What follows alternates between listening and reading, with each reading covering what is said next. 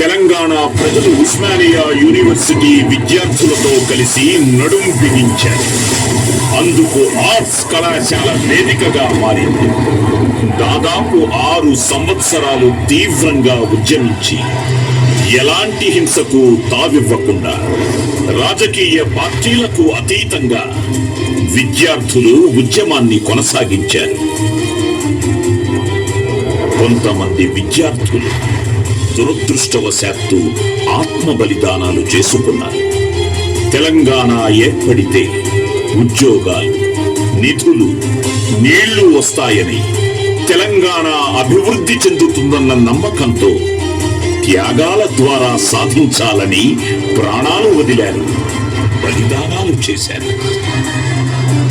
University ప్రాంగణమంతా పోలీసుల పహారాతో, బూట్ల చప్పుళ్లతో, plastic బుల్లెట్ల వర్షంతో, లాఠీ ఛార్జీలతో ఒకవైపు ఉంటే మరోవైపు ఉద్యమ రూపం ఆటపాటలతో, ర్యాలీలతో, దీక్షలతో, నిరసనలతో, సభలు సమావేశాలతో వెరసి రణస్థలంగా మారింది.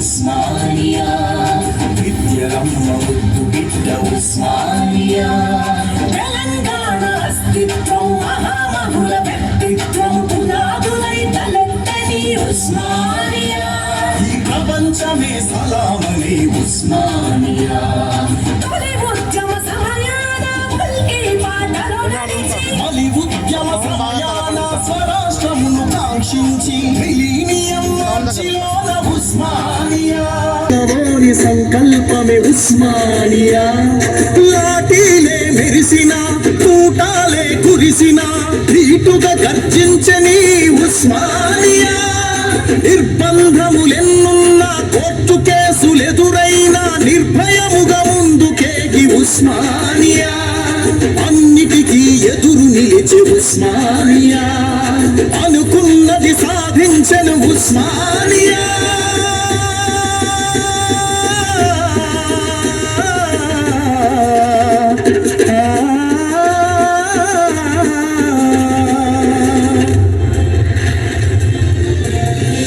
ఈ చారిత్రక ఘట్టాలకు ప్రత్యక్ష సాక్షిగా నిలిచింది ఆర్ట్స్ కళాశాల భవనం.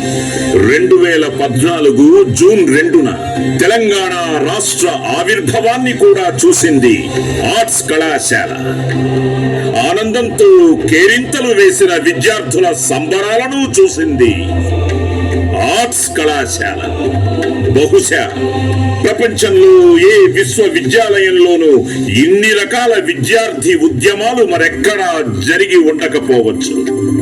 అంతటి ఘనకీర్తి ఈ ఉస్మానియా యూనివర్సిటీకే దక్కుతుంది.